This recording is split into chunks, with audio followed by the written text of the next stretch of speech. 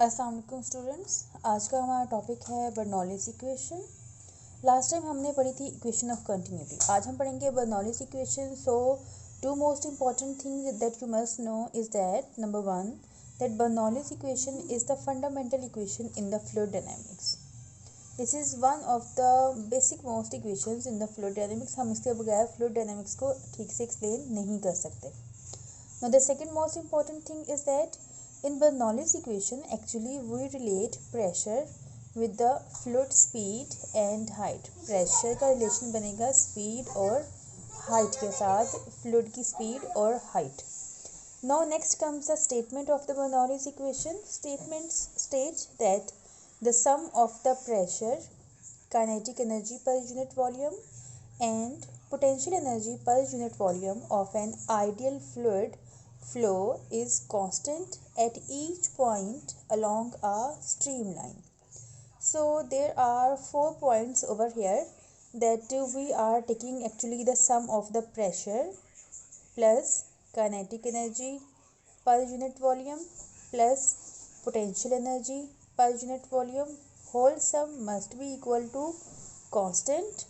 ये कुछ rough equation जो है मैं इसकी स्टेटमेंट देख के जो है वो जो हम बना सकते हैं तब समझने के लिए.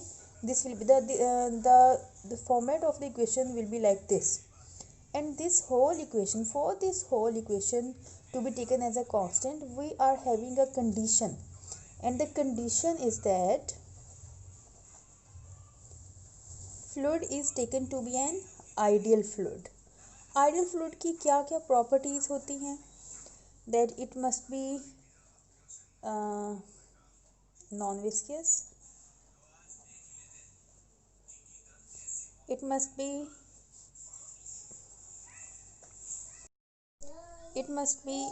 incompressible, it must have a streamline or laminar flow. These are some properties of the ideal fluid. और हमारे पास इस स्टेटमेंट को होल्ड करवाने के लिए कंडीशन यही है कि हमारे फ्लूइड को आइडियल होना चाहिए. Now come towards the actual equation of the Bernoulli's equation, and that is like pressure plus half row v square plus rho g h, and that is equal to constant. Now you can see very much clearly from here that this term is related to is actually pressure, this term belongs to the kinetic energy per unit volume, and this term belongs to the potential energy per unit volume. So this is all about the equation of the Bernoulli's equation. Now come to the second point, that now we are going to derive this equation. अब इसकी derivation में या इसके proof में जो है वो हमें क्या करना पड़ेगा? First of all you have to consider a pipe, and the pipe will be like this. At one end it is at height, and at the lower end again it is at some height, but that height is low. Now suppose that this is the area of the cross section. हम कहते हैं कि इस side पे जो fluid incoming fluid की वजह से जो प्रेशर एग्जर्ट हो रहा है दैट इज P1. फ्लूइड जो है वो अपने से आगे वाले फ्लूइड के ऊपर प्रेशर P1 एग्जर्ट कर रहा है, और यहाँ से अगर फ्लूइड निकलने की कोशिश करेगा तो जो फ्लूइड आगे उससे पहले आगे पहुँच चुका है वो इस पीछे वाले फ्लूइड की तरफ बैकवर्ड डायरेक्शन में प्रेशर P2 एग्जर्ट करेगा. यहाँ पे इस पूरे पार्ट का जो एरिया ऑफ क्रॉस सेक्शन है that is taken to be A1, और यहाँ पे जो एरिया ऑफ क्रॉस सेक्शन बन रहा है that is taken to be A2. हम सपोज करते हैं that we are considering the fluid flow through this pipe for the time ∆t. इतना ही टाइम इंटरवल लिया जाए तो आपके पास ये ब्रॉड एंड जो है इसमें आपका जो फ्लूइड है वो कुछ कम डिस्टेंस ट्रेवल करता हुआ हमें दिखाई देता है. कितना डिस्टेंस इसने ट्रेवल किया? दिस इज़ del x1 और only x1. This can be taken as a distance from here to here. और कितना मैस है इतना एरिया में, इतना वॉल्यूम में, that is taken to be del m. अब इस पार्ट में स्पीड फॉरवर्ड डायरेक्शन में कितनी है? That is taken to be v1. तो ये हमने अपर एंड को जो है वो डिस्कस किया. अब हम सपोज करते हैं that this whole pipe is at some height with the surface. तो अगर इसका मीन डिस्टेंस निकालें सरफेस से हाई एंड का, then that will be taken as height, that will be taken as h1. और अगर लोअर एंड का जो है वो आप हाइट निकालें then that will be equal to h2. अब यहाँ पर हमने उतने ही टाइम में जितना मैथ कंसीडर किया, उतने ही टाइम में उतना ही मैथ अब यहाँ पे कुछ ज़्यादा वॉल्यूम जो है वो कवर कर रहा है, और यहाँ पे कितना डिस्टेंस ये जो कवर कर रहा है that will be taken as to be del x two. इस पूरे वॉल्यूम में कितना आपके पास मैथ होगा that will be taken as del m according to the law of the conservation of the mass. और यहाँ पर आपके पास आउटवर्ड डायरेक्शन में जो वेलोसिटी है ये हमने ली है v2, और यहाँ पर area of cross section a2, बाकी सब टर्म्स जो है वो हम डिफाइन कर चुके हैं। अब यहाँ पे देखें कि असल में हमने काम क्या करना है। वी हैव टू ये हमने चैप्टर नंबर 6 को स्टार्ट करते हुए भी देखा था कि Bernoulli's equation that can be derived by applying law of conservation of energy.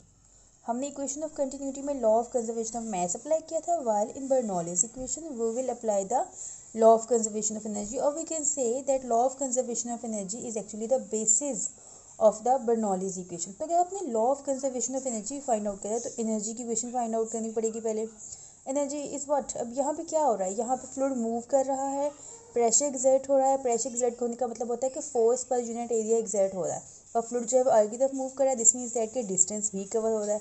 Distance cover होता है, फोर्स अप्लाई होती है, तो आपके पास फिजिक्स के हिसाब से वर्क जो है वो हो जाता है। तो यहाँ पे हमने वर्क कैलकुलेट करना है at the upper end, and then we will calculate the work at the lower and.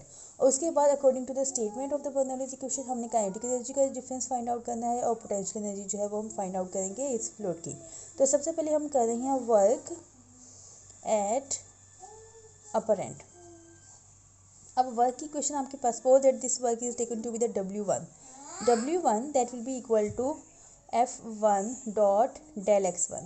Here you can see that pressure is applied in the forward direction and the fluid is also moving in the forward direction, मतलब कि displacement forward direction में cover हो रहा है। तो यहाँ पे अगर आप डॉट को हटा देंगे then answer will be in cos theta, और थीटा में आप सेम डायरेक्शन में कॉस 0 पुट करेंगे then answer will be equal to 1। तो इस वाली टर्म का आंसर जो आपके पास 1 आ जाएगा, जबकि ये F1 अगर देखा जाए तो आपके पास इस फिगर में कहीं भी F1 डिस्क्राइब नहीं किया गया, but we are having the area and we are having the pressure.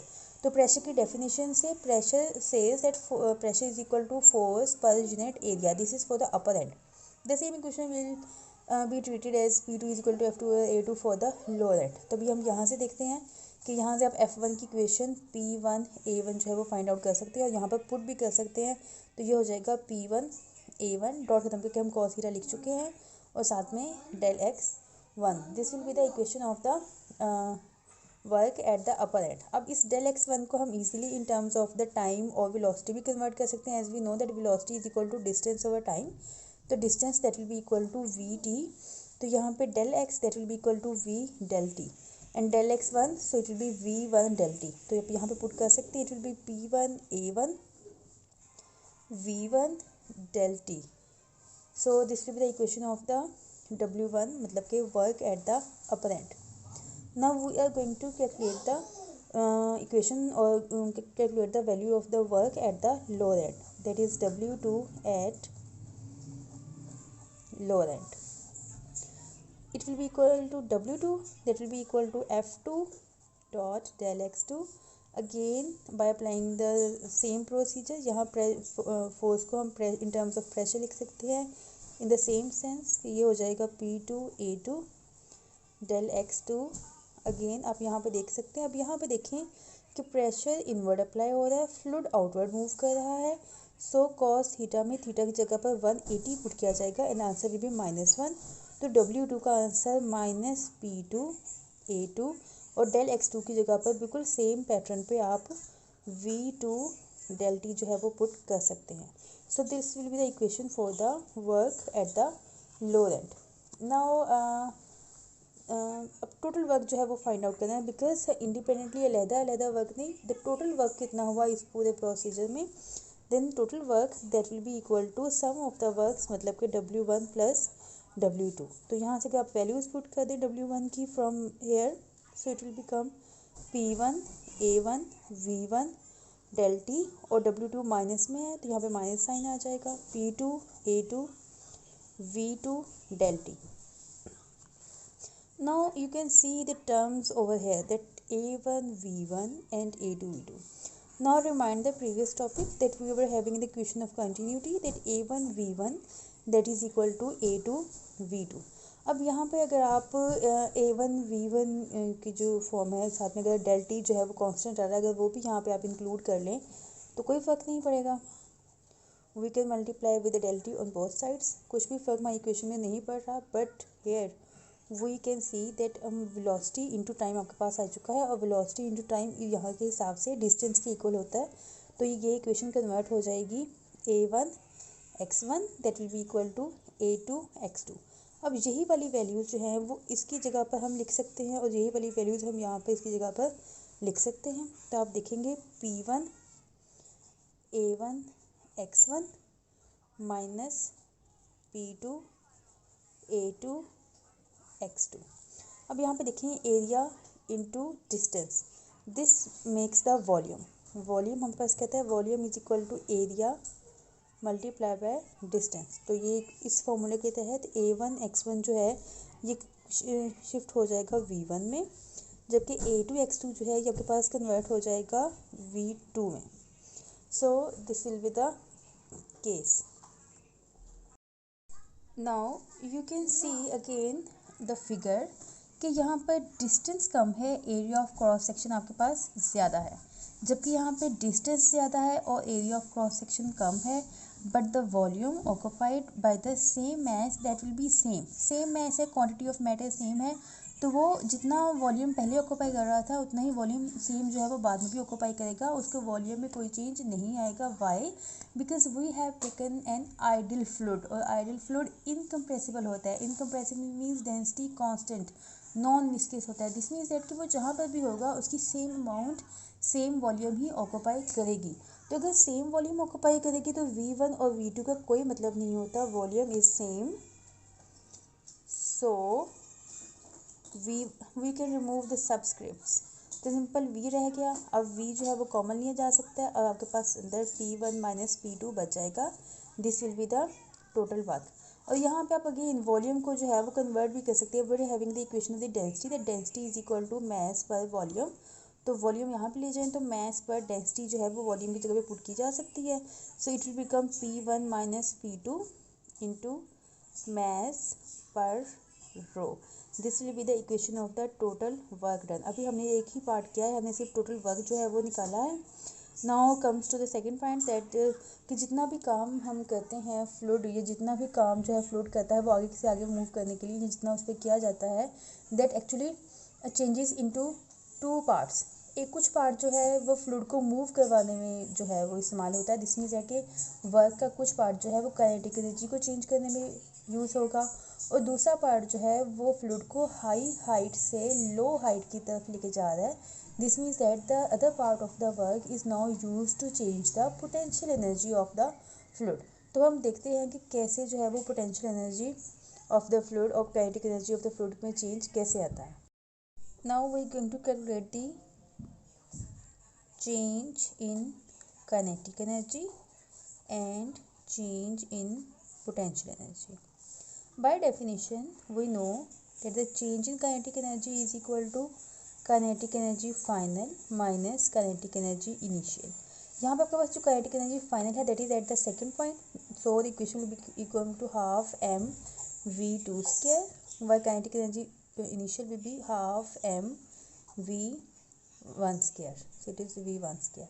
So this will be the equation for the change in the kinetic energy. अगर आप change in potential energy find out करना चाहते हैं, again that will be potential energy at the final point minus potential energy at the initial point. तो आपके पास final point second point था, so it will be equal to mgh2 minus mgh1. So this is the equation for the change in kinetic energy according to the definition of the law of the conservation of the energy. Now we are going to apply the law of conservation of energy. Energy says कि energy can neither be created nor destroyed but it can be transformed from one form to the other. तो यहाँ इस case में work हो रहा है और ये वर्क जो है वो दो हिस्सों में कन्वर्ट हो रहा है. कुछ हिस्सा चेंज इन काइनेटिक एनर्जी में के लिए यूज़ हो रहा है और दूसरा बाकी जो हिस्सा है that appears as a change in the potential energy of the fluid. अब वर्क की जो वैल्यू हमने फाइंड आउट की थी लास्ट में, that was P1 minus P2 into M over rho, और काइनेटिक एनर्जी की यहाँ से इक्वेशन जो है हम पुट कर सकते हैं half m V2 square minus half m V1 square, और पोटेंशियल एनर्जी की इक्वेशन यहाँ से हम ले सकते हैं plus mgH2 minus mgH1। This is the equation for the law of the conservation of energy.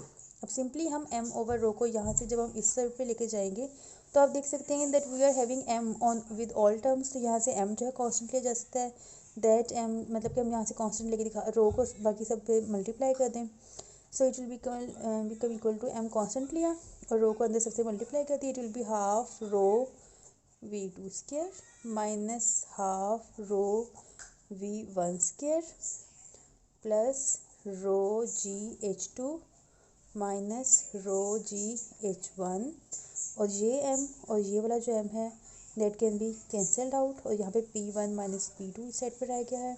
Now you can simplify the equation by taking all the values with the subscript 1 on one side and by taking all the values with the subscript 2 on the other side. तो 1 और 2 values को हम सब अलग-अलग कर लेते हैं, P1 P2 को हम उधर ले जाएंगे और वहाँ से 1 वाली सारी वैल्यूज जैसे कि जे है आपके पास ये है, ये सब उठा के साइड पे ले आए, so it will become equal to P1 plus half rho V1 square plus rho GH1 that is equal to, यहाँ से जब यहाँ पे आएगा तो P2 प्लस आ जाएगा plus P2 plus half rho V2 square plus rho GH2। Now you can compare this equation with the statement with the equation from that we have written from the statement of the uh, Bernoulli's equation, P plus half rho V square plus rho J that is equal to constant, and now you can see that we have actually derived the equation। तो यहाँ से हम देखेंगे if this the sum of these three things that is constant, तो हम इस चीज़ को ऐसे भी लिखा जा सकता है P plus half row V square plus row GH and that is equal to constant। So students, now the derivation is complete and it was all about the Bernoulli's equation. In our next lecture inshallah we will study the applications of the Bernoulli's equation.